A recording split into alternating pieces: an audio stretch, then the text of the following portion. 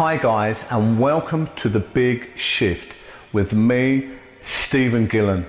We're going to deep dive and give you the most raw entertainment and content, the latest current issues and transformational stories in business, entrepreneurship, crime and entertainment. The Big Shift, where everything is possible.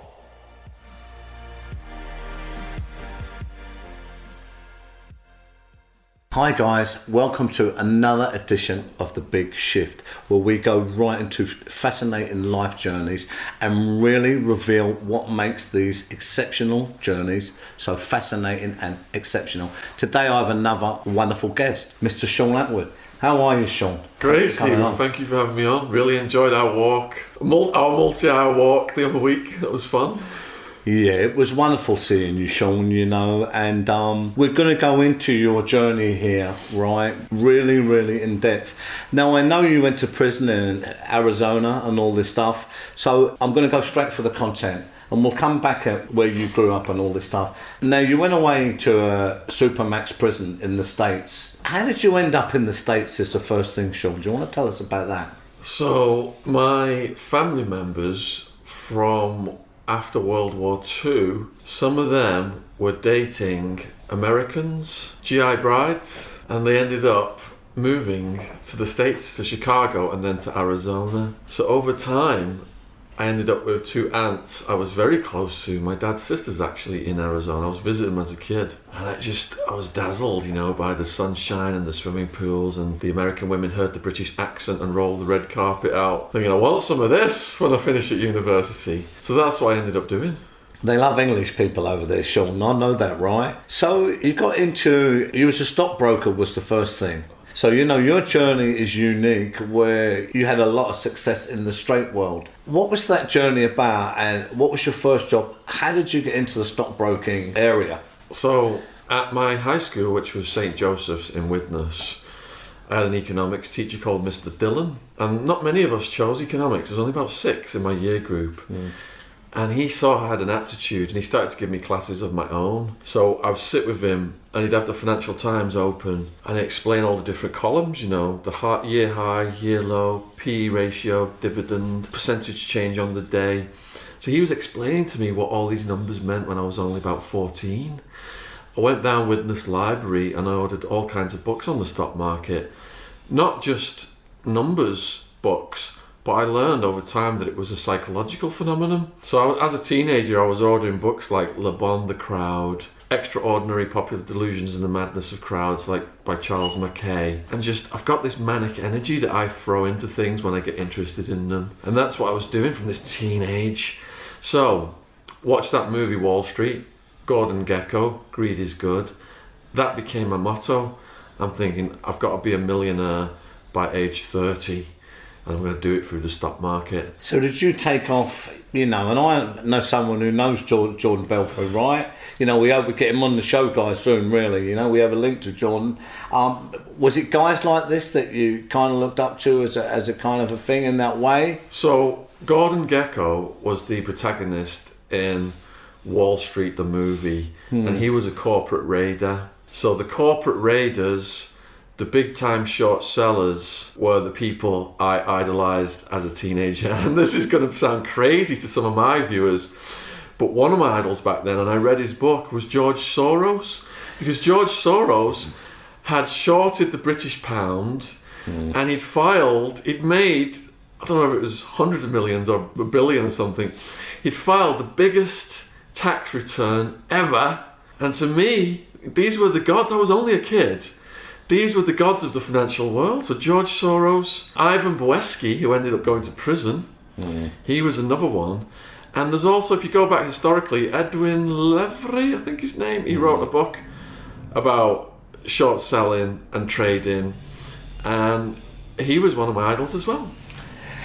I actually have a friend in Miami, Johnny Irish, and he was there in the old days with the Wolf of Wall Street, really. He told me a story about how one guy they took for 7 million in 1 year. He said he had 9 million in there, Well, when they left him, he had 2 million. I mean, that's unbelievable. True story. So, Yeah, so I wasn't looking up to those guys. That was something that came much later, was the penny stockbrokers of the 90s. I was looking at historically who had been these corporate raiders who've been making all this big money. all the money the right way. Yeah. No, I get it. So, right, you know, you've got that obsession about it, Shaun. I get that. And what was your break? How did you get into it? Did you get the economics degree, and then you went on? You got a chance. How did so that my work? business studies economics degree. My professor back then, Sir Patrick Minford, he was economic advisor to Margaret Thatcher. So Liverpool University had a very serious reputation for economics and business, and I took that to Arizona. I wanted to be an investment analyst, but they didn't have investment analyst positions in Phoenix, Arizona. But there's a lot of money out there. It's like a retirement community, Sun City. There's a lot of wealthy people in Paradise Valley. So there's a big stockbroker community, and that's what I became, was a stockbroker.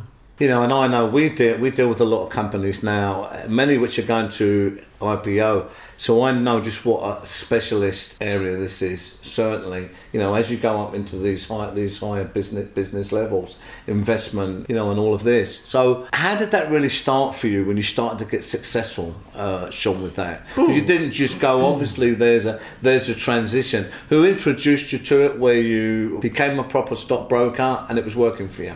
So I got rejected by a lot of the firms, and I was given an interview, and I got hired by a company who are now defunct called Cobra Financial, and that was Wolf of Wall Street penny stockbroker outfit. I partnered up with another young broker in there, and we realised what they were doing. And these guys had like Italian mafia connections. This big bald guy came in with a cane, and these other gangsters, and it was an interesting first experience fresh out of uni. So I partnered up with this other young broker. When we realised what they were doing, we came in at night and photocopied all of the accounts and found a legitimate firm to hire us and stole a lot of their clients, because there was newspaper articles coming out exposing that these guys were taking people's monies and putting them into chop stocks, and people were losing their money. Corporate espionage, right? So look, was you good at it, Shaun? Was you good at it? Did you learn quick? Did you have an aptitude? Did you earn loads of money? How did it go? Okay, so I had anxiety from being a teenager, social anxiety. But I had this other drive to be successful. So they were competing forces causing this drama inside me. What happened was, I learned quickly from that first outfit, Cobra Financial, that stock brokerage is glorified telesales. I had to call 500 numbers a day. 490 would tell me to piss off. I'd have 10 who would accept my business card through the mail with a brochure. And out of that 10, maybe one of them would open an account and buy some shares. So, driven to try and make money, because it was commission only.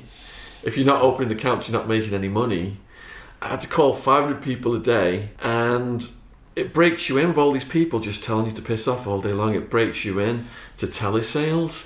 But the first couple of years I was living off cheese on toast and bananas, worried I was going to have to come home because it was commission only, and I wasn't making any money. I wasn't doing very well. But the 5 years in, by then I was the top guy in the office. We've all seen the pursuit of happiness, right? Yeah. You know, we've all seen that journey, and we know what it takes to be successful. Extraordinary behaviour, right, over an extraordinary period of time, I always say. And I always say as well, you know, to people, and I've learnt, Shaun, it's not how clever you are, it's how you're clever. How you're clever. How you're clever. Not necessarily that how intelligent you are. Yeah. You know, I know many people, PhDs, really, really highly qualified academics, but they're not super rich and they're not super successful, because it's how you're clever, when you're clever, and who you're clever with. So look, what was you earning then? 5 years in, you know, you've gone off this. Was you really successful at it, Shaun? Yeah, so my sales commissions by 5 years in, I'm grossing like $500,000 a year. Right, that's great money. I've got my own right? office, my own secretary, my own cold callers. I can just strut into the office whenever I want. Before that, you had to be in for the 6 o'clock in the morning sales meeting. And I was cold calling till 9, 10 at night. Getting your ass kicked. Yeah. Okay, so look, you know, it's starting to work for you. You've mastered it. How long did that go on for then in the corporate world, doing that as a stockbroker? So I flew my best friend from childhood over wildman who recently died, and his funeral was just before Christmas. Yeah. And he had been in prison for a violent act. And idealistically, I was looking to give him a good life as a wrestler. I thought we could channel his aggressive energy into becoming a wrestler. But when Wildman came over, I rented him a place near the Georgian Dragon English pub, thinking he would just have a beer with the expats. But within weeks, me and my girlfriend went over there one night, and we knocked on the door, and a bunch of Mexicans answered the door, and we said, "Where's Peter?" And they said, "There's no Peter here." I said, "Peter here, he lives here." "Oh no, we don't want Peter." "Not Peter, Peter." And they all pulled guns out on us. So me and my girlfriend were backpedaling across the street, and Peter Wildman just strides over the road, smiling at us. We're like, "You just nearly got us shot and killed. What's going on?" And he said, "Look, they're crack dealers. They like to move around a lot. So I've rented them that place. They're letting me stay in their place over the road. And they're giving me as much crack as I want for free because they're buzzing, because I can inhale $100 crack rock in one breath." Now, Peter, he had to move out of that place because it ended up with a corpse on the doorstep. I moved him into another place with some women and a nightclub bouncer. And within days, he put the nightclub bouncer's head through a wall, and that guy was seen running through the complex with plasterboard and powder all over his face. Then the women took him to another place over in Tempe, and that place became party central, absolutely non-stop. So he had all of the street people in there, homeless. He had Italian mafia gangsters, Russian mafia gangsters, Mexican mafia, Native American transsexual street prostitutes, transvestites. Oh, 9 yards. A whole variety of people. King's Cross Station. And he was king. That's all happening. He was king of they all, like, wherever he went, they worshipped him. They worshipped him. Yeah. But I started to see them during that first visit. I'm emotionally immature, and I can only get about 20 to 50 ecstasy pills off the local dealers at these weekend apartment parties in Wildman's apartment. People are just demanding ecstasy, and I'm giving it away for free because I'm just showing off I've got the most money. The antennae starts to go, and I'm thinking, you know what? Perhaps there's an arbitrage opportunity here. I could make money selling ecstasy, quit the stock market stuff. I've got enough money just to trade anyway, day trade, and just start to make money full-time for the party scene. And that's where my emotional immaturity and greed and ego took over. I was only in my 20s, and I started to fancy that I was living like a character out of a movie, hanging out with Wildman, meeting all these gangsters that he was introducing me to. Right, so I see it, and look, this is a classical mistake, right? I mean, I've seen this before many times. So you're mixing, the immaturity of a 20-something plus, really, really successful, with that kind of money. And I've seen these guys, I've even seen family members do it. We've all been there. I've been there myself. You're not ready for that kind of money. You don't know what to do with it. You haven't the maturity, right? All the knowledge, all the learning, it always ends up bad, right? Usually more often than not. So you're over there, you're over there in the States. You're brought over a wild man who's kind of a close friend. You have a real thing there. Obviously, there's a bond there. His behaviour is off the wall still. He's got a lot of growing to do. Well, right? He's had red dots in his head since childhood, telling him to hurt people. Right. So a lot of people would say, Shaun, devil's advocate, are you kidding? You're making £500,000 a year, give or take. You've worked all the way through that. It's obviously working for you. Yeah, we get it. You've got a friend and you kind of get pulled into stuff, and there's peer pressure and all this stuff. But how stupid can you be then to sell yourself this lie in your own head that I'll give that up and I'll go into the drugs game? I've just got to ask. And this is a life lesson for young people, because that when you give up the slow and steady progress you're on and you just abandon it for excitement, it's going to have some dark consequences, which we're going to get to. But the point here is, it's not about money, and it is about ego. I'll give you an example. So I've written multiple books about Escobar. He was worth, they estimate, up to 30 billion. His brother Roberto said, Pablo, we're in a position where we can just buy our own island. Why don't we just kick back, retire? I'm paraphrasing. We won't get shot by rival gangsters. We won't get arrested by the cops and do the rest of our lives. And we'll stop it. That's right, yeah. And you know what Pablo said? I'm the man. I've got tens of thousands of people working for me. I decide which president is going to be in power in Colombia, and you want me just to go off and play it safe and live on some island? Are you fucking kidding me? So once you got a taste of that lifestyle, I mean, we were joking, we were like, we're like characters out of Pulp Fiction right now, you know. We're like living in a movie. We're like in our 20s and we're just buzzing off it. So it's the addiction to the lifestyle and the feeding of the ego. My ego became as big as the Grand Canyon. Yeah. Made everything else irrelevant. All that slow, steady progress I'd had since 14 years old in the stock market, I threw it out the window because I wanted to be the man. I'm partying all weekend long. You know, striptease women are coming up to me, thanking me for the parties and thanking me for the pills. And it's just, you know, drug fuel insanity takes over. Let me just say as well, look, you know, I mean, it's a classical mistake on the street. I've seen it time and time again with guys. I was even there myself, you know, with addiction, 12 years clean out. People who know my story, I've been through that. But I know that when you're in the grip of something like that, your mind is not your own. So you are selling yourself bullshit more often than not. I mean, it's as simple as that. Right, so anyway, we've explored that, Shaun. Can I just add one thing to that? Yeah, of course, yeah. And when you're in that mode that you perfectly described, you surround yourself with people in the same mode. So you all reinforce each other's insane behaviour, and there's no one to put the brakes on. And the drug scrambles your decision-making processes, so you don't see what you've become. The scrambled brain is telling you this is the smartest decision in the world, and the stuff you're doing is completely wacky. Look, you know, there's a real lesson there about drugs, because this is the deception. Yes. Even in the first rule of war is deception. Yes. That's how bad the drugs is, because it would tell you you're the man. When you're passing street windows, you're the man, even when you have no teeth in your head, no money in your bank account, and you're living in your own head, in your own film script. I have to say that just to put the reality down of what drugs is and how it destroys life. It's as simple as that, right? So look, okay, right. So we've got the dynamic now and what is happening over here, and you're losing the plot, Shaun, right? So you let your straight life go that you've built up in the stock market. Well, you've got a few quid round you, I guess. Yeah. What happens? Yeah. So my straight life is gone, but I'm not completely detached from the stock market. I've flown people from the UK and put money into bank accounts and stock market accounts in their names, and I'm trading in their names. And as I'm going into the criminal community, then I'm like flying these people out and putting houses and cars in their names as part of the criminal enterprise. Because my idea is, if a house gets raided in the name of someone I've flown over from the UK, where does that trail end?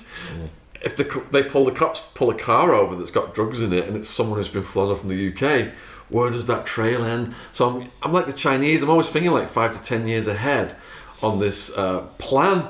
And the story arc of Goodfellas and all these other movies, Casino, Blow, like you've jumped ahead to the darkness of what happens. But in my case, there was 3 or 4 years of the upslope before there was about a 2-year downslope. And in the beginning, you know, it's glitz, it's glamour. You got all these beautiful women around you, and you got all these, you know, you got your bouncers around you, armed to the teeth, and all this stuff is just feeding your ego. And I was able to keep that going for a few years before it started to go over that hump when Sammy the Bull's crew moved in. Shaun, it's always the same in this, right?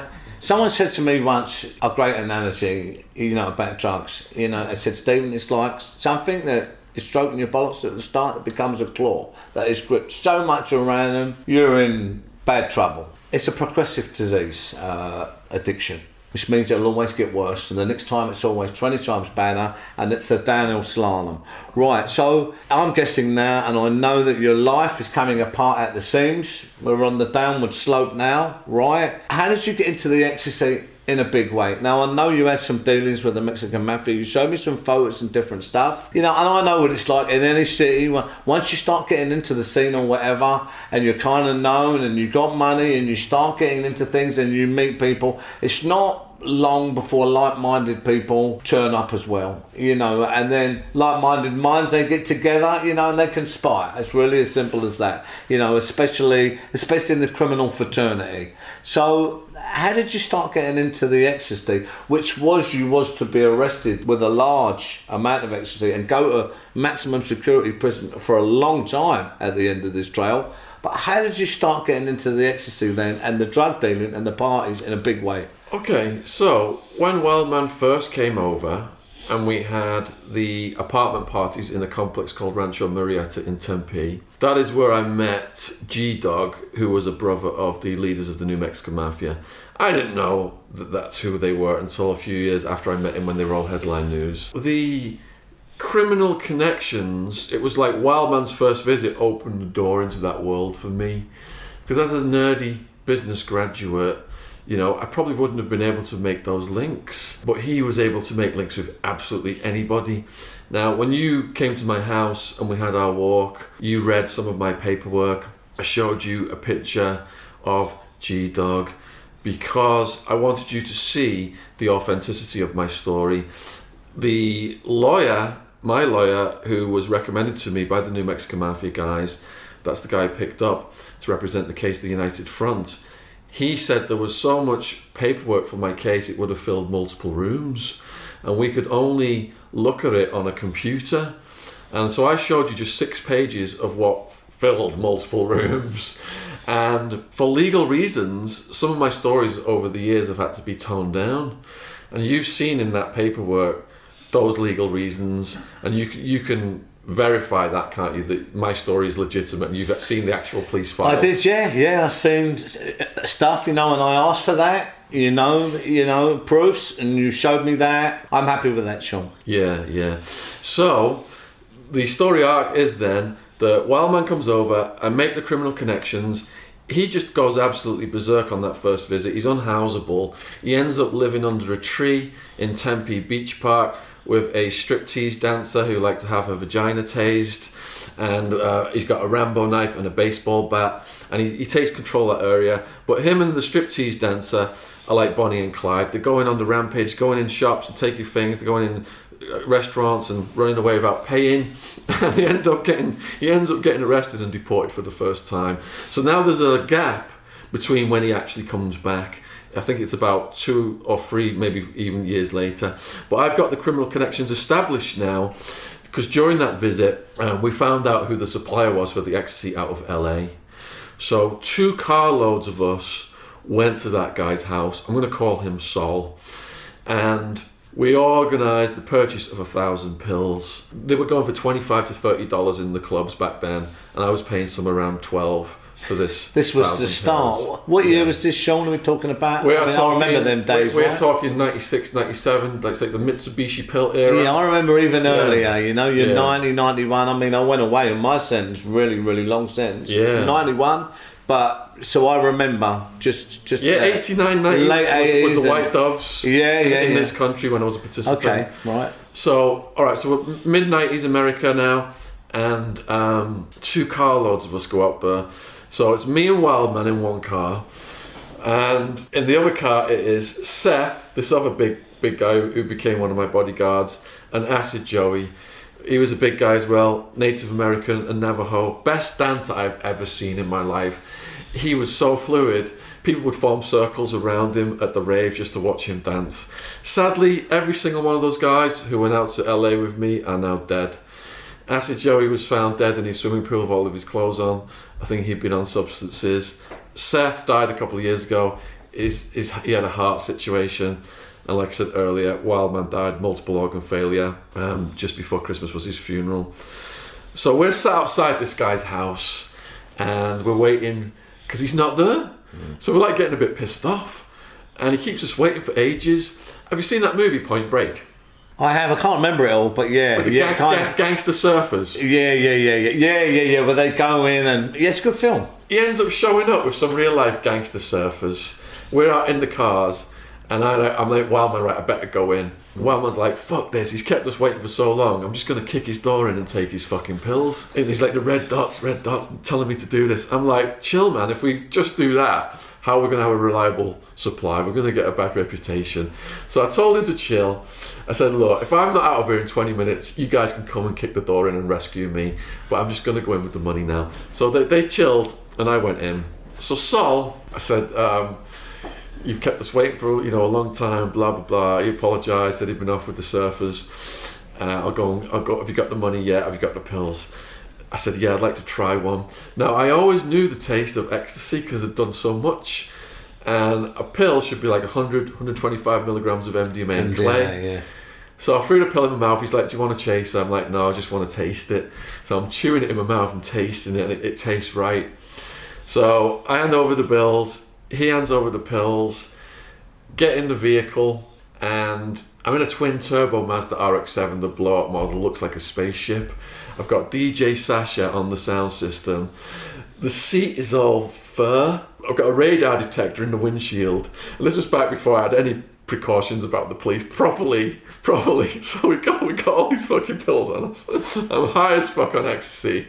I'm feeling it come up because the fur on the seat's like starting to make my eyes go like this. Driving like between 100, almost 150 miles an hour on this badass freeway. Just rolling around in my seat, and got back to Wildman's apartment in Tempe, Arizona in record time, and those pills sold in one weekend, and that was the decision then, the fatal decision to stop being a stockbroker. Both feet straight in, and go full time, because I saw how much money I could just make in one weekend and have fun and not have to be on the phone doing calls all day. Right, so look, I see how you sold that to yourself. Yeah. Especially under the influence, right? You see, this is what happens. There's a lesson here about don't believe the hype. And if you really want to be successful and happy and have your life or your business in an order, you need to have your own self in your own life in an order. Drugs fucks that completely, to the point where I see people on that now. I never blame no one, point no fingers, but, I know what that brings with it. Right, so you went full blast in, but you was doing parties and everything, right? The big parties in the and they was really good, Shaun. Back in the day, I was there back in the day, where we grew up in that period. We had unbelievable times, How did you get into the big parties then, and what kind of parties are we talking about? Well, how many people present and stuff like that? Once I started to apply my business studies knowledge to running an ecstasy trafficking operation, it went full on. So there's a term in economics called horizontal integration and vertical integration. So if you are sourcing the ecstasy from a middleman out of LA and then selling it to people who are coming through Wildman's bedroom window, which is how that first 1,000 got sold, then how can we streamline this looking at the economic model? So to streamline it, and this happened over a 2 or 3 year period, you want to source the pills not from the middleman but go through Holland, which is the actual supplier where he's getting them from. You want to be in charge of the events, whether it's a nightclub or a rave, and have your own security team operating so that then the house completely controls the flow of the drugs. If there's any outsiders come in, you shake them down. Those pills are recycled to the house. You don't give them over to the cops. You just say, look, you're lucky, we're not giving you to the cops. Fuck off. Resell them. And then they're resold and the house profits from those. And then when Wildman was there during that first visit, the ravers called me the Bank of England or English Shaun because they knew I'd made all this money in the stock market. I was showing up at these warehouse parties on the south side in my RX-7. So they started calling me the Bank of England, and they were coming to me with their party ideas, and I was investing in their party ideas. But sometimes those little cliques of local people had squabbles.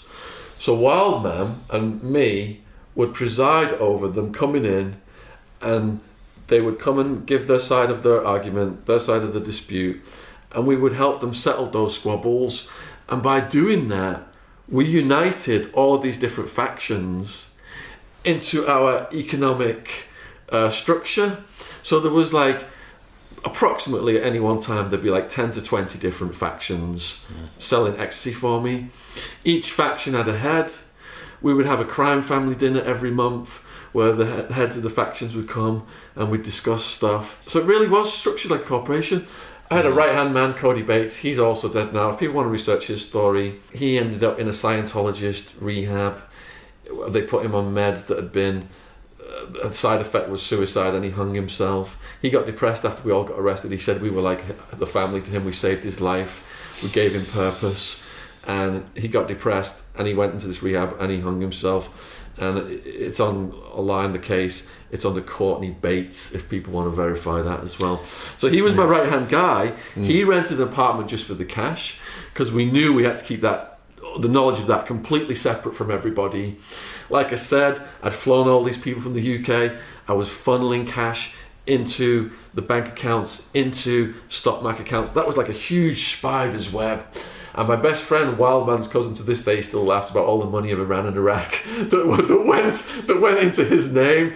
Now, also integration, another part of integration is owning or investing in rave clothing music stores. So we had those as well. They're selling the tickets for the gigs. And, yeah. If you're a rave store and you throw a rave, then you can go to the bank on a Monday with tens of thousands in cash and say that is the receipts for all the ravers coming into this party. If you add the tens of thousands in ecstasy sales onto that and put that in the bank, who fucking knows the difference? And it's not in my name either. So the clothing stores then would issue checks to the people into the names of the people I'd flown over from the UK. They were completely unarrestable because they were out of the country. And those checks would go into those bank and stock market accounts. And that's why it had this big spider's web. And the prosecutor said, as well as, I had so many aliases, they couldn't even put my indictment. They couldn't even, track all the money or anything like that either, where all the money went. But we did end up blowing it like you do when things start to get hairy. Look, I get it, and I can see how you've integrated the structure there. Yeah. When a criminal enterprise starts to become successful and expand really, really quickly, you do have to structure it and organise it with team leaders or whatever you want to call it, like a kind of a corporate entity. Then it survives and keeps expanding. What people don't know about businesses when they upscale and expand, it's all about the systems behind. You will not be able to do it or upscale properly without forging them proper systems into the back end. Now look, okay. I've got one thing. Yeah. One of the systems behind that to ensure that people don't snitch is the legal benefits that everybody had who worked for me. Because people who worked for Sammy the Bull, they didn't have the legal benefits and they would come to me. So if you got arrested, you got a lawyer assigned to you right away. If you had no previous, you were more than likely not even going to do any prison time. You do a bit of jail time, we'd bail you out right away. And everyone was schooled in exercising their right to remain silent. This is what the New Mexico Mafia guys schooled me in. They said, look, if someone pulls you over leaving our house and the cop says, I want to search your vehicle, you could just say, no, I'm in a hurry. They've got to have probable cause.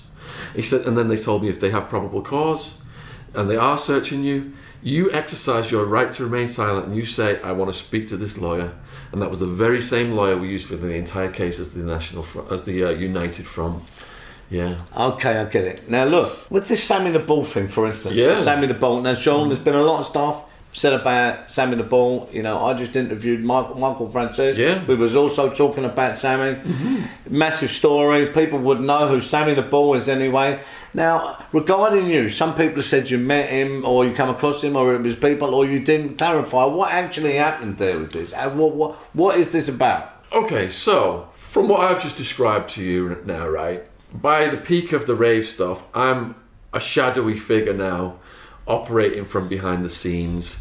I'm in $1 million house on the side of a mountain in the gated guarded community called Sin Vacas in Tucson, Arizona, where Joe Bonanno Sr. is like one of my neighbours, and further down the mountain rages Paul McCartney. People know my name now, they know English Shaun, they know the Bank of England, but they don't know who I am because I'm just staying out of the public view because I know things have got so hairy. My top sales guy, Sammy the Bull's crew, they enticed him to a nightclub in Scottsdale and knocked his teeth out, took all of his money, took all of his pills. So we were beefing with the guys on the streets who were working for the Gravano enterprise. And this always happens, you know, with this kind of money, and I get it, when the money comes in, you can afford it, Shaun, you have to go somewhere, you need a bowl, been there, done it, know how this thing is, you're building it up. It soon gets hairy, there's soon other people now, they start, because it's the money and the power and the control. So where there's drugs, this is where the violence comes now on the street from other people who want to encroach on the territory, right? Think they can come, they can do it better, or they're going to take what you've got usually, and that's the end of it, right? So we're getting into this now, right? This is the second phase of how this story always goes, right? So it's people on the street. Where was Sammy the Bull now then? I mean, he's in America, still he's up. All right, let's go over this whole Sammy the Bull situation. I appreciate the opportunity for me to clarify this to some people who may have misunderstandings because of trolls. So, I have never ever met Sammy the Bull or ever claimed to have met Sammy the Bull. Trolls have contacted every single person from my past life. I've written about, my life story is a trilogy of books. They've contacted all my ex-girlfriends. They've contacted my prosecutor. They've contacted Sammy the Bull.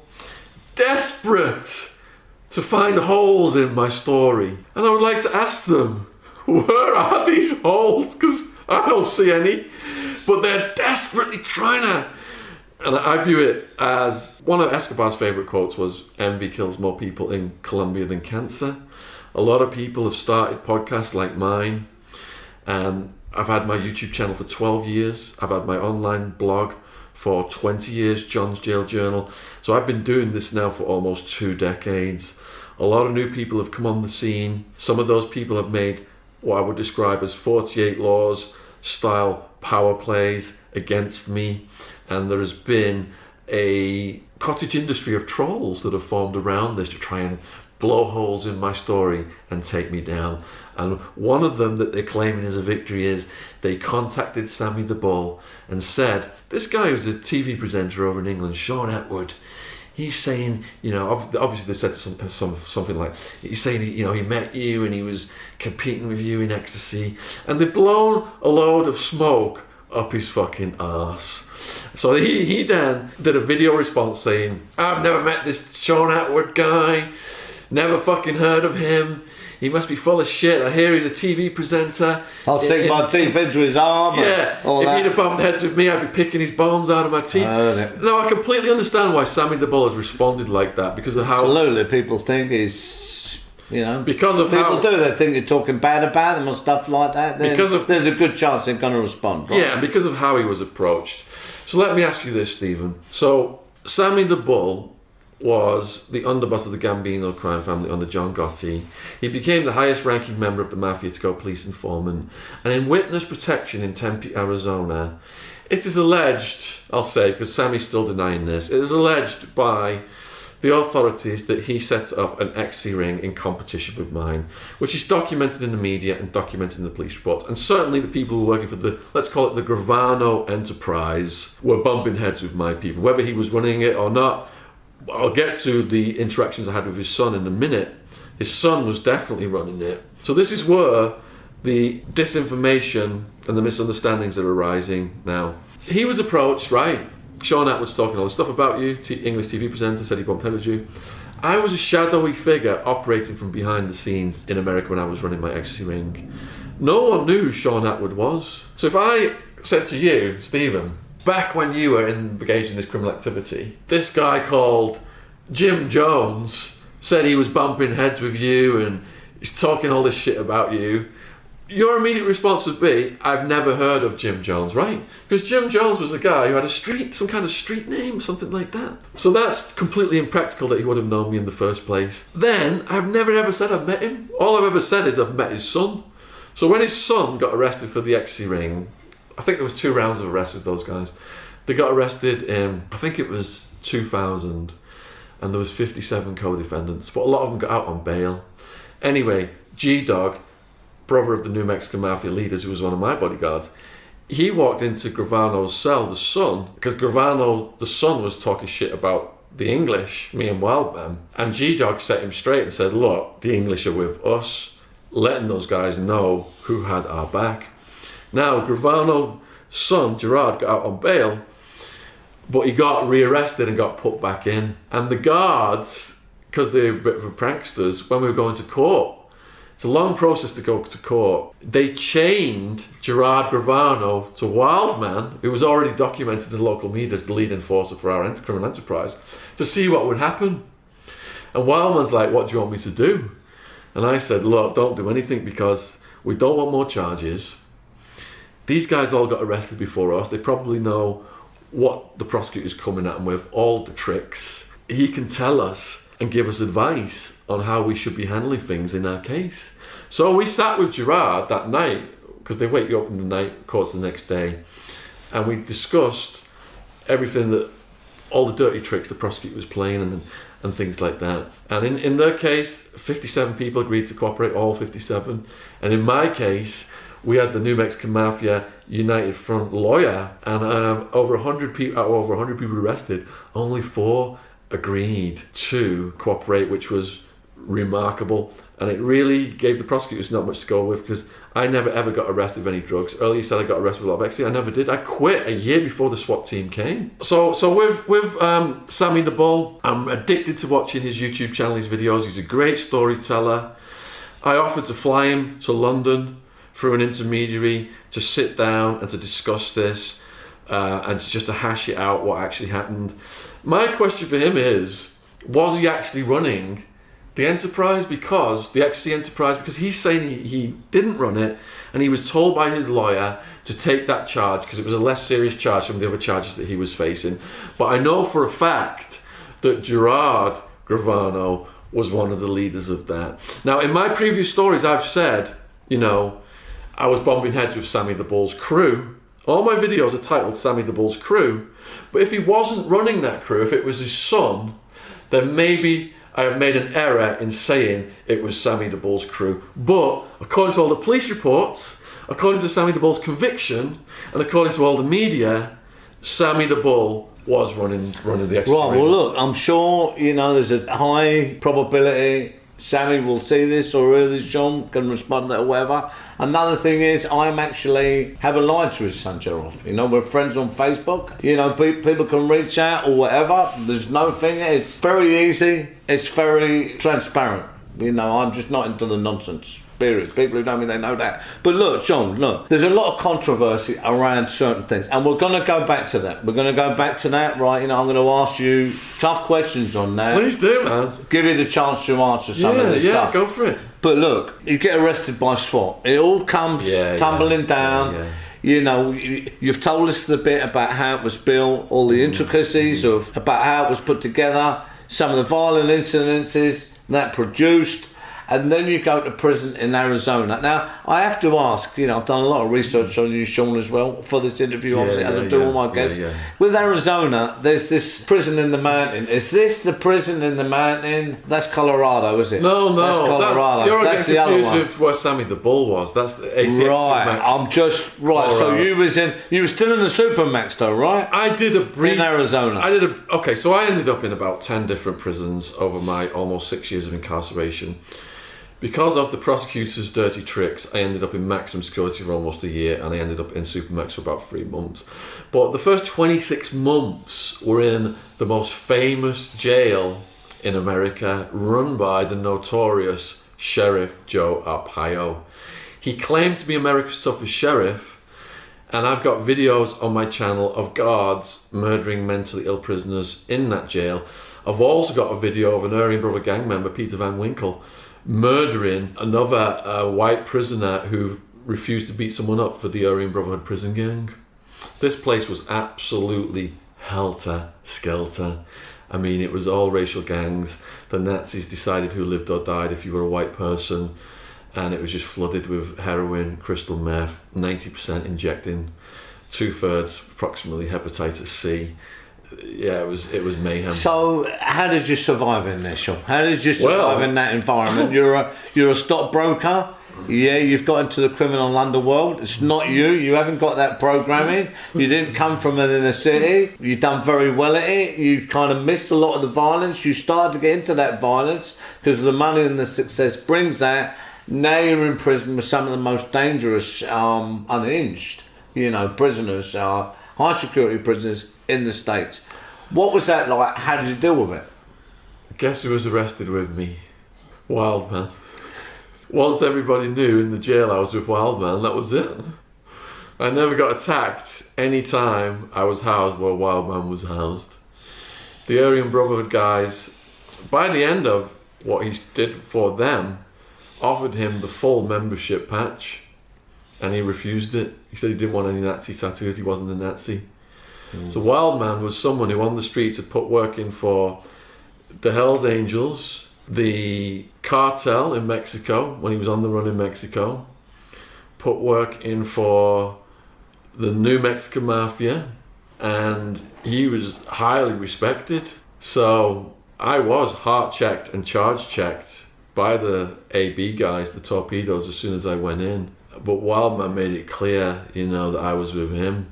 And when we went at the church services, we would sit on the back row together, and then all the more and more co-defendants were getting arrested, and we're all just in there hugging, and the priest is telling them to shut up, and people were in awe because the case had been on the news, and people were in awe of what we'd done. It lasted for a little bit anyway. When it got in the news, I got milk, an extra milk with my breakfast for a while, and an extra piece of the cheese that slowly melted into orange juice. As you do. Yeah. As you do. So, but to answer your question more fully, Stephen, no, I'm not a violent person at all, and I hate violence, especially violence against women and kids, and that's why a lot of the stuff we do on the channel now is about that, the predators. So I learned to channel my people skills and my education into becoming my currency, reading the paperwork for the prisoners. A third of them couldn't even read or write. When I was moved over to Mexico 2 years later, it was a 30-man pod. There was about 10 Mexicans, nearly all were convicted murderers, and a lot of them couldn't read or write. And I was helping them write letters home in Spanish because I'd done some Spanish at college to their loved ones, and they respected me for that. But the Aryan Brotherhood prison gang had a problem with a white boy helping another race. But my cellmate at that time was Joe. Oh man, some guardian angels have come into my life throughout this when Wildman wasn't there, including Joe. And he had a relationship with them because he was a crystal meth cook. And he squashed that beef, and I was given the green light to keep helping the Mexicans. Now later on, there was a guy called Two Tonys, a banana crime family associate, multiple homicide murderer, serving 140 plus years, and I started to write his life story. He really liked me. He liked me after I played him a game of chess, and once he had my back again, I was completely, nothing happened. If I got attacked, for example, say we're months into writing Two Tony's story, and I got attacked and moved off that prison yard, he would be screwed, because that project wouldn't have been finished. Yeah. So he made he's it got clear. An incentive and this is always good, Shaun. And look, for those who know my story, I was a Cat A. I've done over 12 years, all large group as well. I was even released as a Cat A. I know the dynamics inside out. And what you've said there about certain guys, when you're with a certain person in the hierarchy who has the skills, who has the background, who is known, them groups are left alone. Unless the shit hits the fan, obviously, with them, or they fall out with someone, and this is what happens. So this is how you navigate it. This dangerous sentence. Yeah. How long did you do? Just under 6 years. Right. So you've done 6 years, and you come out. What happened then when you come out? Oh man, there's a video of me, I think at Heathrow, Gatwick Airport. I've been in prison transportation for days, including Connor, where we're picking up and dropping off Mexicans. Then they put me on a regular flight from LA. Haven't slept in days, haven't shaved. I look like, on that video now where I'm hugging my mum and my dad and my sister, I look all bug-eyed and like shell-shocked and pale, and I'm all stubbly. As you can see, this guy's been through fucking some shit. And 6 years is a long time. In a hell of a place like that, it does something to a human being. With that intensity. Right? Yeah. I mean, in the very beginning, in the jail, nearly every day someone's head was getting cracked against the toilet. I got used to the sounds of bodies getting thrown around, like that sack of potato sound. There was a mentally ill old man who wouldn't shut up mumbling and talking all day. I don't know what the gang did to him, but as I walked past him, blood just started squirting out the back of his head. I saw a guy with his leg pointing in the wrong direction. But over time you become established, and once you're not in the unsentence, because it's just helter-skelter, so many people coming out, you establish yourself, you're helping people. Once you're sentenced, there's not all that people coming in and out. Things calm down a bit, and by the end of it, you find your place, Shaun. I was in minimum security. You find your level, find your people who you're around, and you keep together. This is the experience you keep together, and this is a protective kind of way of, and a comfortable way of navigating. So much trauma, adversity, being locked away, having all your freedoms taken. Right, I get that. So, you come out, and I know you've told me before that you come back to England, and you was in your friend's house, and then you've gone. Now look, I know you've done TED Talks. I know you're a prolific author. There's a lot of stuff out there, a lot of your books out there, a lot of true crime stuff. I know Random House, they took your life story at the start. I know you've been on CNN, BBC. You've done a lot of the media circuit, as have I, internationally even. It's fair to say along that journey you are, and you are a public figure, in a sense, with your work out there and prolifically in the media. Now, what drove you to change, to turn, Shaun? Really good question, man. I'm glad you've asked this one, because let's wind the clock back now. I'm in the maximum security Madison Street Jail 2003-2004. And they're telling me I'm facing a maximum 200-year sentence. They've charged my girlfriend a year later with a prescription pill found in our medicine cabinet. Didn't have a written prescription next to it, which is a class 6 felony, and co-defendants can't visit co-defendants. I'm not cooperating with the prosecutor. Hardly any of the co-defendants are cooperating. They haven't got much of a case. They're trying to break me down psychologically. So I'm thinking 200 years of this in max security. It is absolutely infested and flooded with cockroaches. They're over us all night long. I'm going days and days without sleep. They have to put me on meds to get to sleep in the end, because they start tickling your feet, tickling your legs, go in your mouth, go in your ears. Even to this day, if someone tickles my hand, I flinch, because I woke up so next to them tickling my hand. This is the Sonoran Desert. It's almost 50 degrees and there's no air coming in. You're being cooked alive in a concrete oven. Your entire body is covered in skin infections and bed sores. It looks like I spilled battery acid on my legs. I've got a pink eye infection. My eyelid is drooping down here and there's yellow pus coming out my eyeball. I can't sleep with the cockroaches. I can't sleep with the itchiness from the skin infections. My girlfriend's not seeing me anymore. And now they tell me I'm facing 200 years. I'm like, fuck this. I'm just going to slash my wrist and bleed out. To rock bottom. Yeah, right? yeah. A real rock bottom. I wanted to kill myself after I guarded the security walk.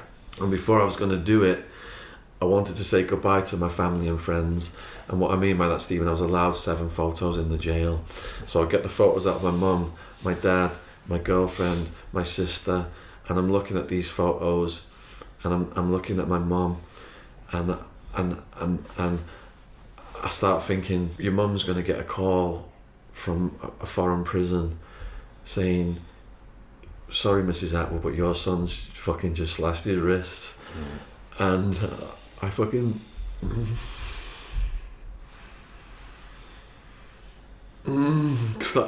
I started crying at that point, and I couldn't put my mum through that, and that's what stopped me from doing it. And you know what, Stephen, I was a selfish, narcissistic, partying fucking animal. Just all I wanted to do was get high and after party and just all us just be high and be insane. And I wasn't thinking about the harm I caused my mum and dad. Not thinking about others. Wasn't thinking about with any type of responsibility, you know, at all. Now, look, let me just say, look, no matter what we've done or what we don't do, life is a journey. You know, the prerequisite is that we make mistakes, right? It's about learning from them. But, you know, if you don't have any values, any integrity, any good kind of knowledge that is you, that is authentic for you, in your values, then you have nothing. Doesn't matter how much money that you have, period. You know, that's it. Yeah. This is a maturity thing, as well as the journey thing, as well as a learning thing. But there it is, you know, there it is. There is the bottom line of that. So you're starting to get the responsibility now and the accountability of your actions, and you start to feel in the right ways. You start to think in the right ways. You start to see in the right ways of what's gone on before, right? So this is the catalyst of the change. I mean, I get the rock bottom, Shaun, right? So more is revealed on the positive journey when we go into a redemption, right? So what did you want to do? What did you want to be? What did you want to see? Here's what happened next. So I'm at the brink, I'm pushed to the brink of suicidal insanity, and it crushed that English Shaun persona out of me. That first year, if I'd have been released on bail, for example, I got out, I was still wild in the terms that I wasn't trafficking drugs anymore, but even that last year I wasn't trafficking. I was still leaving my girlfriend at home and going out with Wildman and G-Dog and getting high and doing all my insane party behaviour. So I was still addicted to the drugs and the lifestyle. So I was still wild first year. Second year, 200-year sentence, the prospect of that crushes that out of me. And I start just thinking about the needs of other people. And I thought previously, prisoners lock them up, throw away the key. They are paedophiles, they are rapists, they are murderers, they've got nothing coming. I had no idea that prisoners were mostly people with addiction issues, people who'd suffered childhood trauma, people who had, to fill the private prisons, almost 1 million arrests a year for weed conviction. Average arrest in Sheriff Joe Arpaio's jail was like a black kid or a Mexican kid with a little bit of weed getting a 2 to 5 year sentence because they had a prior conviction.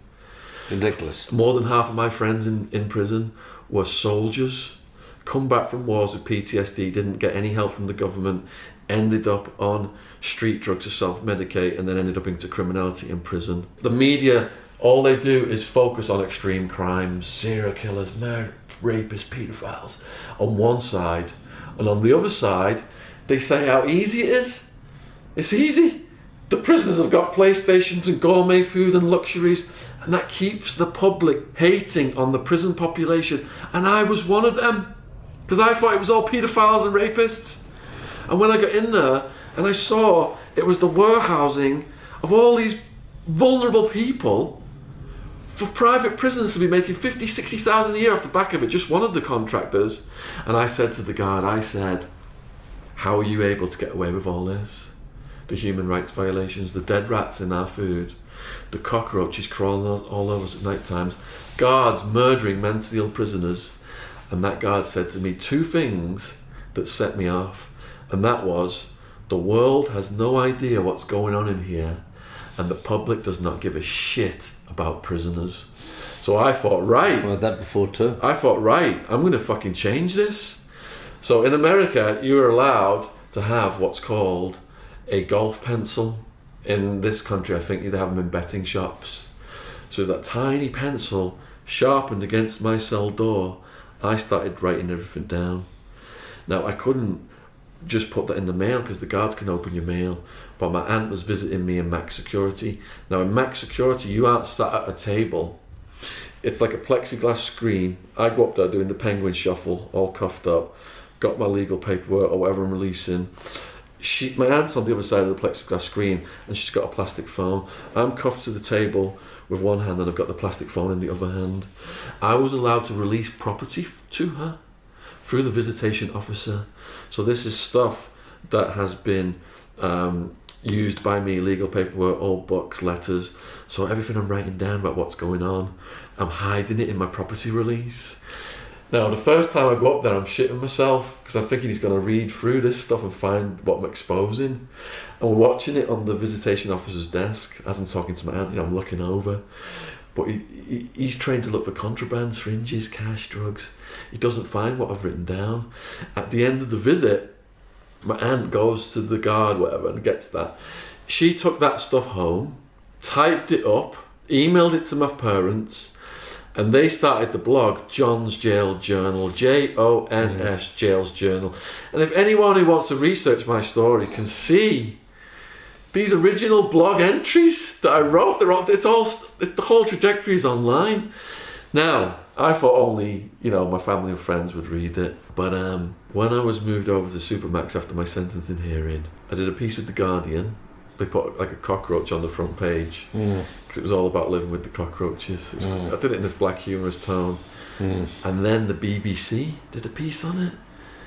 And the blog, since that period of time has had momentum. It's had momentum, which led to the establishment of the YouTube channel. So my mission was to show the public the human rights violations in Sheriff Joe Arpaio's jail, the maximum security Madison Street jail, and that jail was closed down a couple of years later. I'm not taking full credit for that. We were working with a group of activists, including Mothers Against Sheriff Joe Arpaio, but hopefully we did play a role in exposing what was going on there.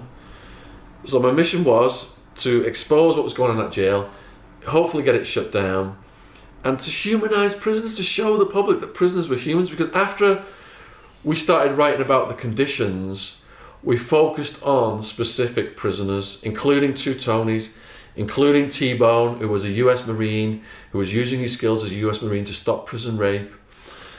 And the blog became a bridge to the outside world for us. Right. Because over time, once I was in a lesser security levels, my family were able to print out the blog entries and all of the comments from the readers and send them to us in the prison. And all the prisoners I'd been writing about would mob into my cell and read. So Two Tonys is reading a question from a school teacher in Singapore about his mafia life in the Bonanno crime family. And he's like, oh my God, I thought I would never speak to anyone outside of these prison walls again. And to him, that bridge to the outside world was so important. So it was all written content because I was in prison. When I got released, my dad had already established the YouTube channel back in 2007. And we started to slowly move the written content over into video format. And it was only about 3 years ago. I mean, for the first 10 years of my YouTube channel, I had less than 10,000 subscribers. So about 3 years ago or so, I started to write, to do videos on making a murderer.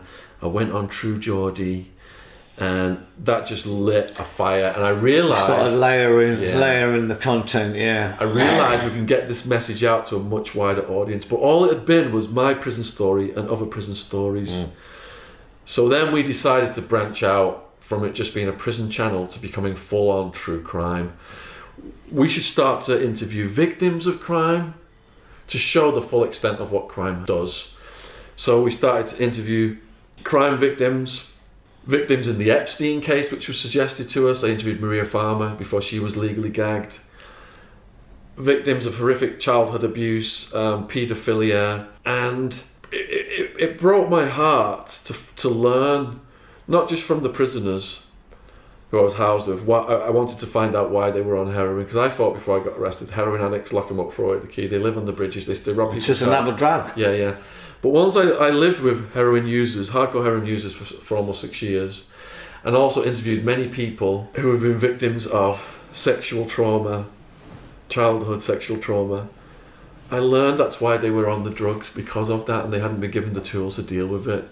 So we've put together this entire trajectory of childhood trauma leads to mental instability, and the young person then gets into drugs and crime, and to finance it, if it's a woman, they usually become a sex worker, or if it's a man, they deal drugs, or they rob to finance Shaun, it. Look, my clear experiences, and I've been with some of the best counsellors you would ever meet, super talented people, is drugs, especially addiction, will give people their own personal hell. It is predictably boring when you know how it works, but it will shape the user's own personal hell, and it is progressive. So look, I want to go a bit deeper with this. I want to push and pull it, right? And I want to be sure. I get it. I get the emotive journey. I get the passion. I get the light coming out the other side, wanting better things. I get being touched emotionally and aligning that with your trauma and getting more of a depth of understanding on that, and wanting to do something, wanting a better life, wanting to change for the better, coming over your own redemption arc, right? So, you start with the blog, and, that's kind of going well. You see that's working, you're enjoying it, you're getting into the media, you're starting to get exposure. But behind that, what are your drivers, and what are you feeling? What are you feeling? You've just come out, right? This is all new. We've been there. It's kind of working. Now, I know that transformation is a process, Shaun. It certainly was for me. It doesn't happen overnight. Rome is not built in a day. So what is the transformational story points, the elements? What are you actually feeling? What is pushing you forward? I was released to my parents' house. All my assets were seized. And yeah, you know, being released, just being able to walk down the street and buy a banana was the heights of ecstasy for me. But then I started to get a bit depressed because I couldn't get a job. I was working on my book, but that's a multi-year thing. The dole is telling me, you need to get a telesales job and we're going to set some interviews up for you. And I went to those interviews, and when I told them I had a criminal record, they wouldn't accept me. So then the dole started putting pressure on me, saying, from now on, you're best off not telling them you've got any criminal history. And then the mental health team, they asked me if I'd been on medication in prison. I said, yeah, you know, prison's crazy and sometimes you've got to do it if you're feeling suicidal. But now I'm out of prison, I don't feel crazy anymore. And they said, well, when you don't feel crazy, that's grandiosity. And we want to get you back, not just back on the meds, but we want to double them. And they started to threaten to do blood tests and house visits and all this other stuff. And it was just getting crazier and crazier. And then, you know, so many good people came into my life to help me, Stephen, because I was on benefits for the first 5 years from my release. And one of those good guys is a guy called DJ Hot Wheels, who formerly supplied me ecstasy out of California, out of LA. He's a Manchester fellow, rave DJ. He got released a few years before me, and he ended up living in Guildford, in a nice historic cottage.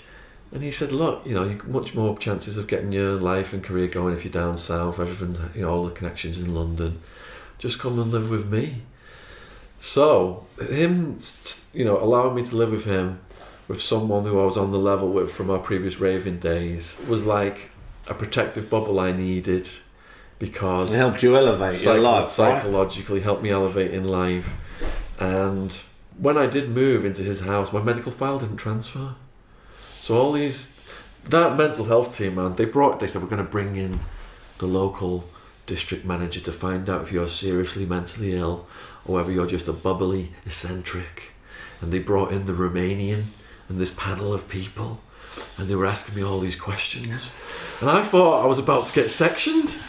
Well, I need to get the hell out. Shaun, you know, I mean, I've certainly been in special units where they deal with special kind of cases, right? With these kind of people who are quite crazy themselves, frankly, right, in their methods, studying me like a budding flower or I don't know, right? I get it, I really do. So, look, that really helped you elevate your life, you know, and then I know you went on, that strengthened you, you know, in the needed ways. You know, you went on with the channel. So with the drivers, so, you know, I'm starting to get an understanding now of the drivers and your trajectory with this stuff. So you're going forward, you start to get exposure and different stuff. Now, what internal personal problems are you having at this point, right? All right, let's keep going with what you said then. So I'm in the house down south and I'm writing, you know, like I said, I throw my manic energy into everything. Get up at, you know, whatever time in the morning, get my cheese on toast, get it in front of my computer, and I'm on my computer until I go to bed. I've been doing that since I got out of prison. So, more wonderful guardian angels come into my life. First off, huge shout out to Prisoners Abroad. They entered a short story of mine with my mum, my mum did it as well with Prisoners Abroad, and I won a short story contest, and I got to read it at the Royal Albert Hall, Royal Festival Hall, to an audience, and I met the Kersler Trust people whom I won a prize for my writing, and they put me on their mentor scheme. Their mentor scheme, they assigned me a published author who came from some remote bird-watching island of Scotland to meet me in the British Library. Just God bless all of these people. And within a year of her working her magic, I had a couple of literary agents on the table, which helped my, your writing career. And then that led to Random House and everything else that you mentioned. I was in a pipe dream world of thinking that if you become an author, that's it then, you've got it made. No, there's a lot of work to be done according to Society of Authors, it's one of the lowest paid professions in the country. So Takes more than talent. I managed to get my book in Waterstones, and me and my mum were doing these book signings at Waterstones, And I'm not talking like we get there and people are lined up at a table. I'm talking me and my mum arrive when Waterstones opens and when Waterstones closes, and we are handing out leaflets to people all day long and putting them in headlocks to buy the book.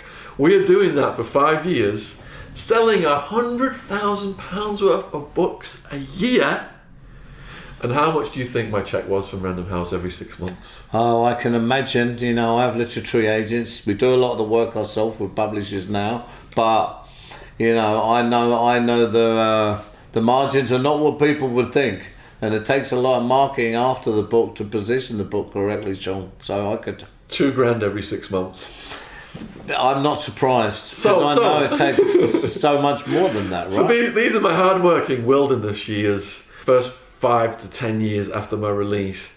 Now, all those great people helped me, and the success started to begin. And I suddenly have this platform now, and I'm thinking, right, my mission is to, you know, help people who've been in prison. All these great people have helped me. So yeah, so the mission. Now, you know, we're gonna define this a little bit more. Now I'm getting to it. Is the mission is to help people, you know, in prison, because you've been helped. Now look, you know, that makes sense to me, right? Because it's obvious, right? And it's that old adage, you know, where when you do good things, good people will help you. This is what it's about. But it's about doing good things consistently with a lot of hard work for a long time, Shaun. This is success, right? It takes 10 years to get successful at anything. It can, yeah, it takes a long time. Of blood and sweat. Everything I've done. Blood, sweat and tears. Stock market, ecstasy trafficking. Yeah. YouTube, Yeah. blogging, Yeah. author. Takes time. All of them have taken at least It takes 10 time, years. the right people, and real tenacity, you know, and yeah. a lot of other stuff, right? Yeah. A lot of giving, a lot of blood, sweat and tears, consistently. Right, so look, you know, now you've gone on now, you know, the YouTube channel you've got, it's really successful. I think, you know, you're 600 and maybe 60k plus, give or take, subscribers. You know, I know you have that's a massive audience, you know, by any standards. You're very, very prolific. Now look, you know, I'm going to put it out there because it's the truth and it is what it is, right? Anyone who is really successful, and I know a lot of people, they bluff their success. You know, you're sitting in my house now, Shaun, and other stuff, and you see success, right? I know a lot of people, they bluff success, what they are, what they've got, all the rest of it. To actually be in that and doing it is something else.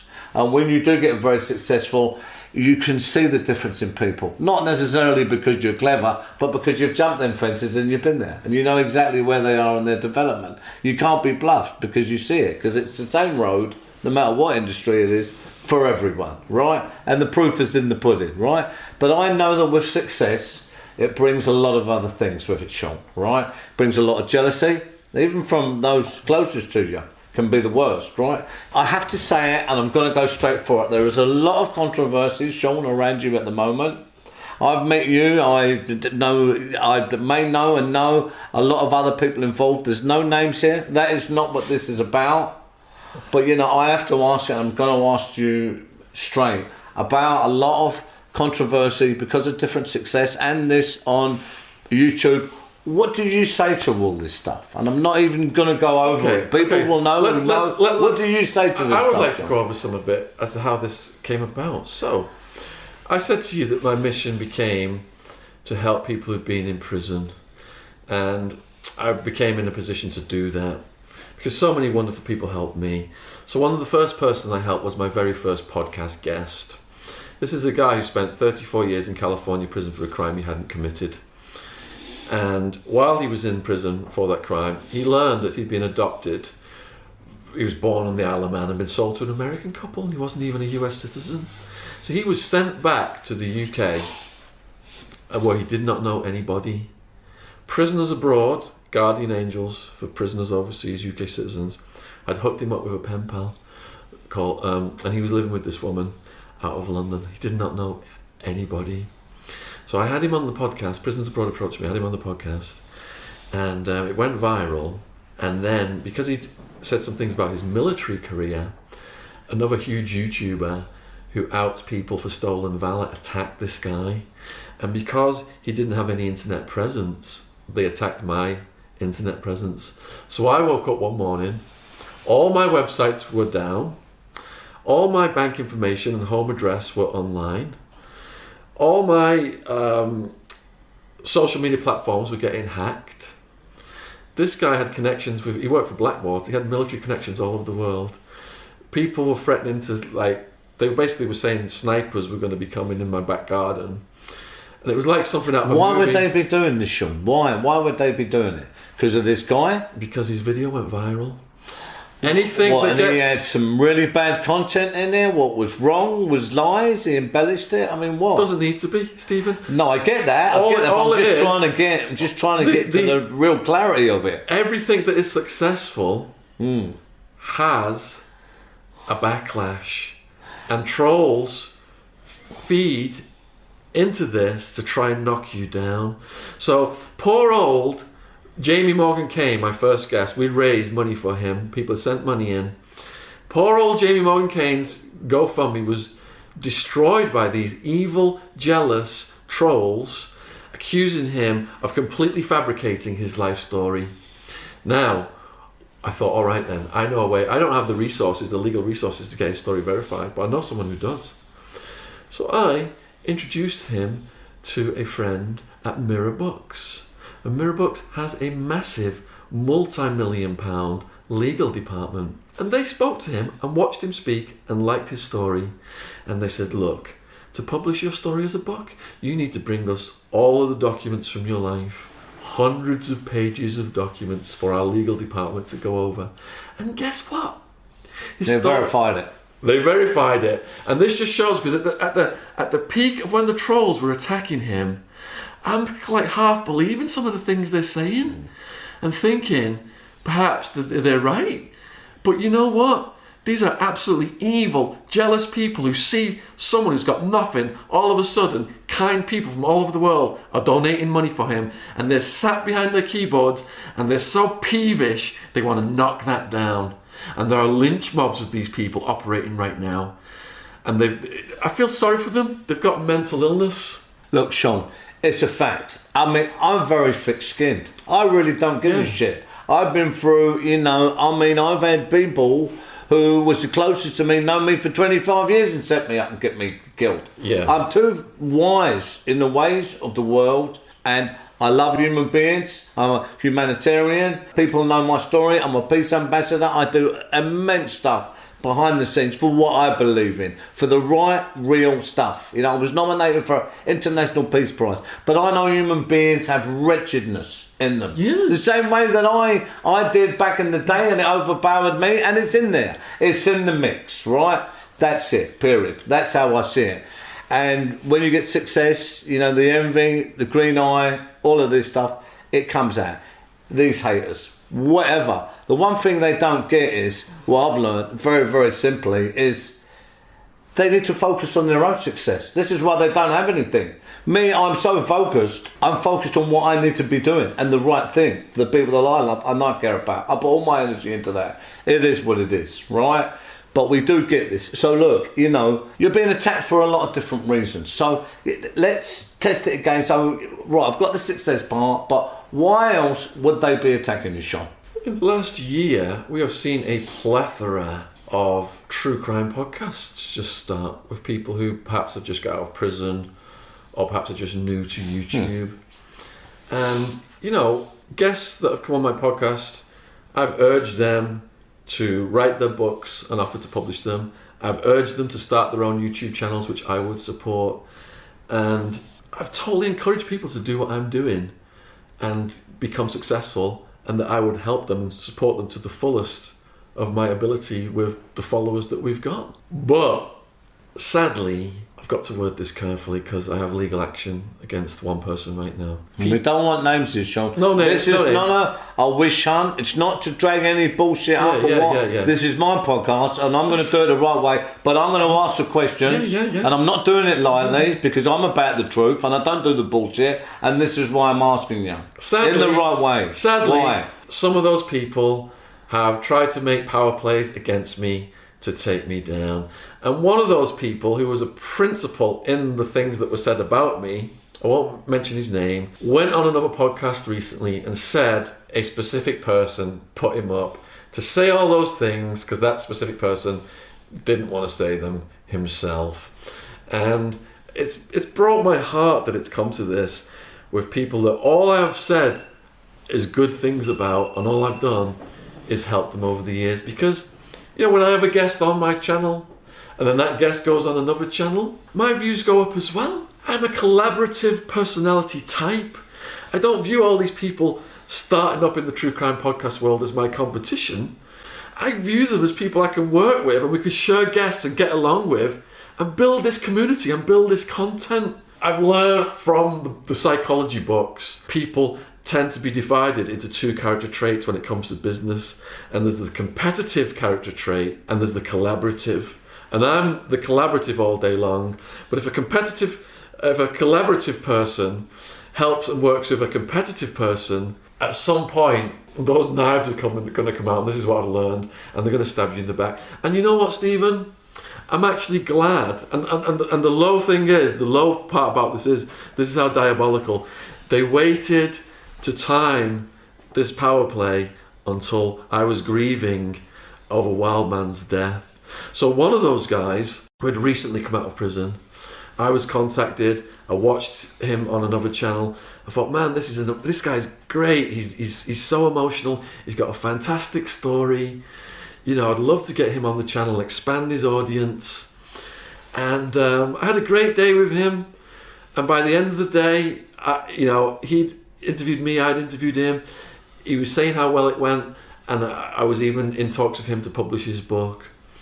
But that person did a video saying that he'd exposed me. And one of the things he said he exposed me over was, he said, you know, I played on Attwood's ego, got him talking, he admitted he'd had a threesome with his wife on their wedding day. Now, if this person had done any research on me, he would have perhaps read my books or watched some of my videos. And everybody in the comments on this video where he said he was exposing me was saying, look, Attwood's been telling these stories for 10 plus years. If you'd have done your research, you'd know you've not exposed him. So I would like to ask anyone out there, tell me one thing I've been exposed for. Now, the nasty allegations that have caused this lawsuit, which this was the most diabolical thing, you know, just Wildman's dead and I'm grieving. Particularly nasty allegations were made against me. And some of those people had big followings. And I was getting an influx of, you know, these hateful comments and losing subscribers. So after consulting it with a lawyer, I didn't properly understand the defamation laws in this country, but I certainly do now. Those people who've made those allegations against me, who've said with conviction he is this and that, they now have to prove that. So I've spent a vast amount of money because I know these things cannot be proved. Those people have to prove those things. So that's where the situation is at. And the other guy as well, who I went on and he interviewed me, he said my story is fake because I don't look like a gangster. I had a dry mouth when I was being interviewed by a real gangster. And, you know, obviously everything's made up because of that. Stephen, I've got social anxiety. I've had it since I was a kid. I do get a dry mouth when I'm around people who are... You're put in a room with someone who's grilling the fuck out of you. I'm gonna get a dry mouth. It's a weird situation. And I went in there with an open heart because I'd seen this guy's story and my mission is to help people. And I was going in there, you know, to help him raise his profile, help him get more YouTube subscribers, which we did. We ended up getting him tens of thousands of YouTube subscribers.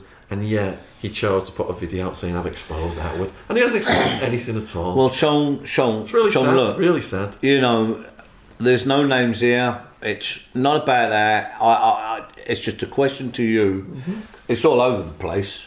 You know, so it would be muggy not even to ask that question in a direct way and get your appropriate response. This is not about names. Anyone can take any inference, whatever they want from that.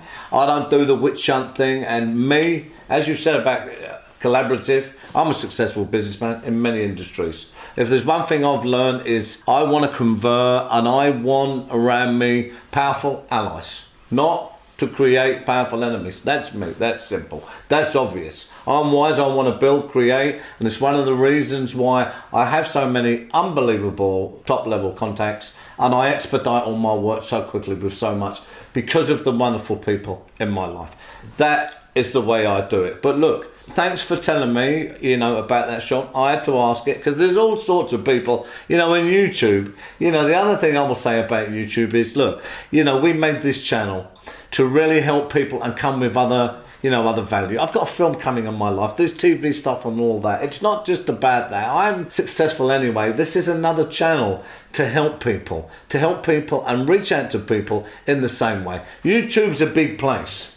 You know, there's you know, enough room for everyone, exactly. Right? There's enough room for everyone for what I'm seeing. It's global, you know, a global platform.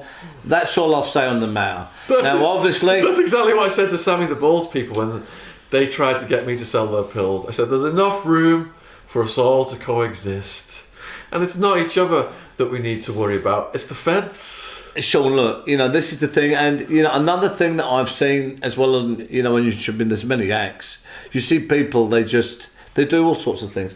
That's for them. I'm not gonna say anything, you know, either way. It's my job here to really ask the direct questions in an entertaining and authentic way, right?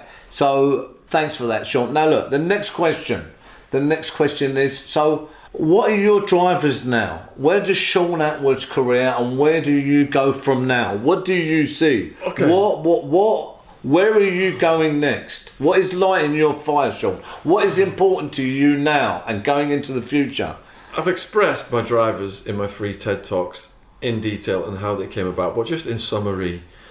So, once I got over that hump of being suicidal and started to help the prisoners, I learned that when you help people, it is good for your soul and it puts a brake on your ego.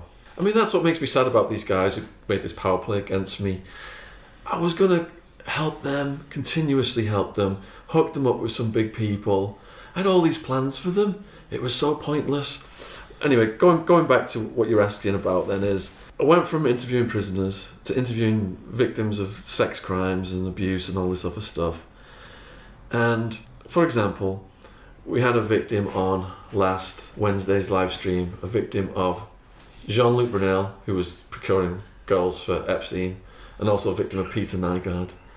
And those women, it was like a live thing, and all the comments were coming in saying, "You are so brave." And these women were crying.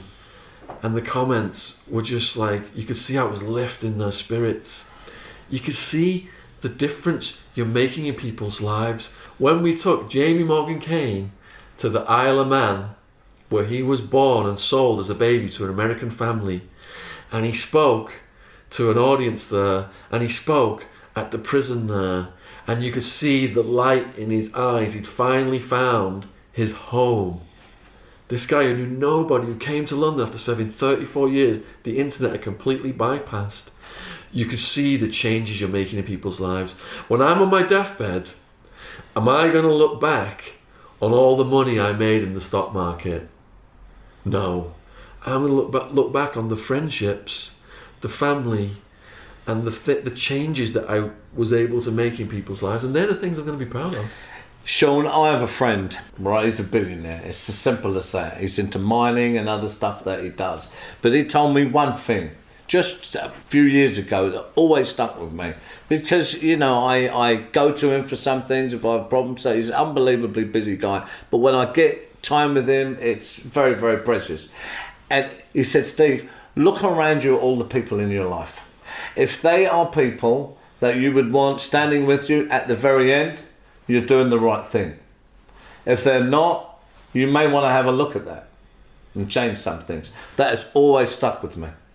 It's so, so important, the people we have around us. So I have many, many wisdoms, knowledge, frameworks, engineering that I apply all my strategies to and take the learnings from stuff like this. Because I know it's the best learning at the highest level. It's the right answer. So, you know, what you're saying now, I mean, I get it. This is what I apply to my life, the people in my life, and the time and the energy that I give myself to is of paramount importance now. Those people that you are associated with determine how successful you're going to be so many years from now. And if you allow toxic people into that, then there are going to be problems down the road. And perhaps I should be grateful then that the people who did stab me in the back and try to make these power plays against me have revealed their true colours. I perhaps should thank them for doing that. Now, I am like a lone wolf person who's just driven to do his work. I mean, Wildman called me the robot. That was his nickname for me. You mentioned about all these solid people, having solid people around you. Wildman was my childhood, best friend of almost 40 years. Now, another reason perhaps I looked a bit down in the dumps when I did that video with that person who was interrogating me was because Wildman had like less than a month to live, and I'd been on the phone and be telling me what's going on with his physical stuff. And when Wildman's funeral happened, me and Wildman's cousin Hammy were just on the road outside of Wildman's house waiting for the funeral car to arrive, and we were just joking, how strong we were going to be when that car arrived. And as soon as that car arrived, we just started crying our eyes out. And that car, the beginning of my story starts with me, Hammy and Wildman overlooking a quarry at this area of Widnes called Peck's Hill, and there was a tree. We used to sit on that tree and we called it the thinking tree. And I would say to those guys that I was going to go to America and make $1 million and fly you guys over, and that's what I did. And Hammy would laugh at me because I was stock trading at that age. He'd be like, yeah, well, you're stock trading, you're going to do it. And Wildman would say, I've got these red dots, I'm going to spend the rest of my life in prison. As we were following the funeral car, it made a detour to go past Peck's Hill. And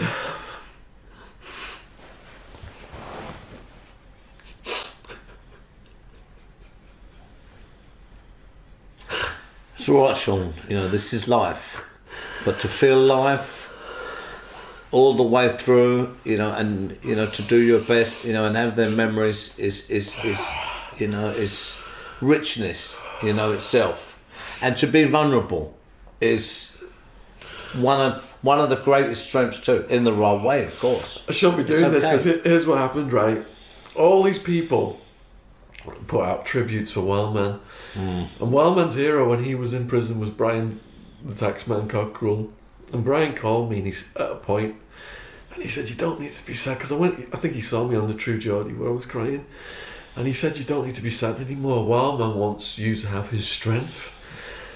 And after the funeral service, it was amazing. It was 30 minutes. They had like a professional speaker just read Wildman's life like it was a chapter, including the things that we did in Arizona. And ever since then, Steve and I have felt Wildman's strength in me. But the funny thing is, right after that funeral, it's like Wildman from above, and I think he's still doing it, caused chaos with all those people who were attacking me. Because all of those people who were attacking me right after that funeral started to attack each other. And the principals who were behind that power move, what they tried to do to me completely reversed on them and blew up in their faces. And ever since then, you said I've got this controversy around me, but it's not, it's just confined within this group of toxic people and trolls. I've had people from all over the world say they've got my back. I've had the top gangsters from across this country call me up when all this was happening and say they've got my back. And I've got Wildman up there slaughtering my enemies and protecting me from above. And since this year has started, everything has just been surging to record highs. And it's Wildman, he's up there, his strength is in me. And I just really appreciate what you're doing, brother. After everything we've been through. I know, Shaun, I really know, and I know there's so many other people out there that know, the death of Wildman has been really, really hard for you. And I get it. I mean, Shaun, even me, for so many years of the trauma and what I went through, I couldn't feel tears, Shaun. I was like emotionally bankrupt. Not that person today. But when you feel a real emotion about something, about the right things, a man can cry about this stuff, Shaun. It shows a lot of strength, a lot of humanity. And a lot of this interview has been about, it's always about the truth. I don't play games, but it's done in the right way, right? And, you know, and I want to say, and I'm going to push and pull, people can make their own inference, you know, from that.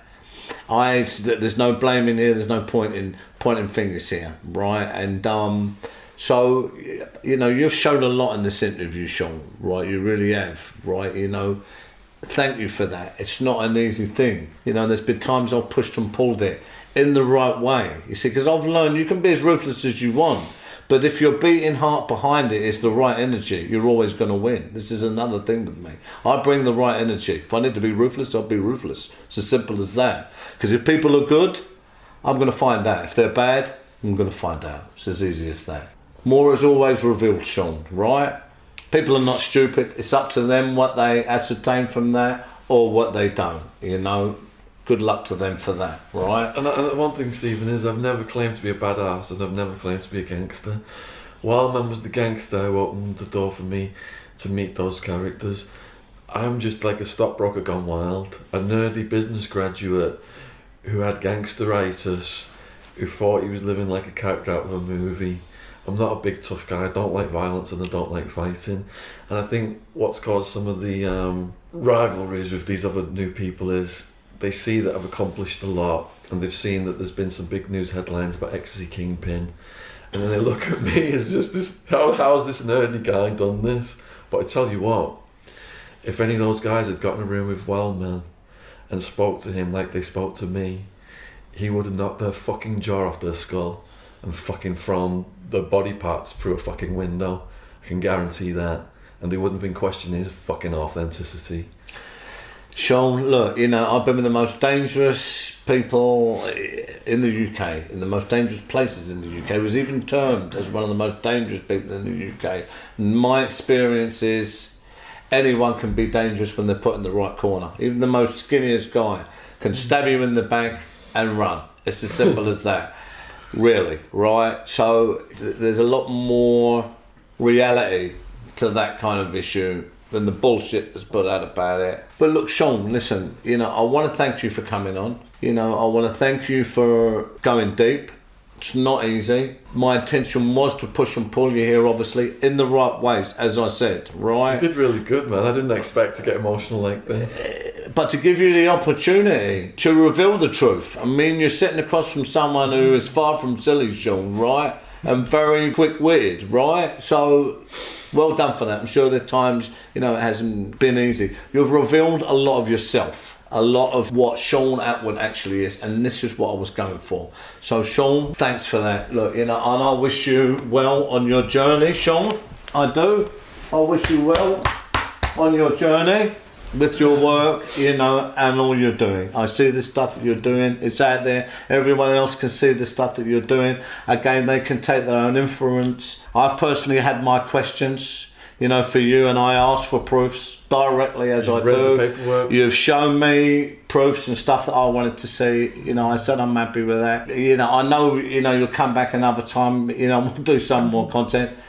Thanks for coming on, Shaun. Thanks for having me on. I think it's been like an emotional journey today, and I feel like a sense of relief that you have enabled me to say these things that are being channeled to me through Wildman, because I think Wildman wants people to know these things.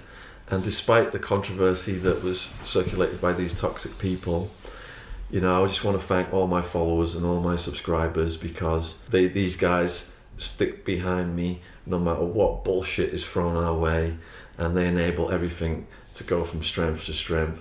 So love and respect to all the people who are, all the wonderful messages that came in when Wildman died, all of the love and support. It was trending on Twitter for so many hours, RIP Wildman. I had no idea that many people followed him and loved him. I was just blown away. His whole family was really blown away trending on Twitter for like 6 hours, RIP Wildman, which means someone's posting a message every minute. It's quite something. Just that love, just to feel that love come in. And, you know, that just washes away this fraction of toxic trolls and idiots just making allegations that they can't prove. And like you said, you have read the paperwork, you've come here today, asked me these solid questions, and it's great to be able to lay to rest the bullshit. Thanks for coming on, Shaun. Yeah, thank you, Stephen. Cheers. Thanks, guys, for listening in on another gripping edition of The Big Shift with me, Stephen Gillen. We really look to inspire and really help and support our audiences in business and entrepreneurship out there. Stay tuned for much more great content and many other benefits. Have a look in the bio below. Follow me there, guys, for a lot more other great things that will be coming to support you on your wonderful journey.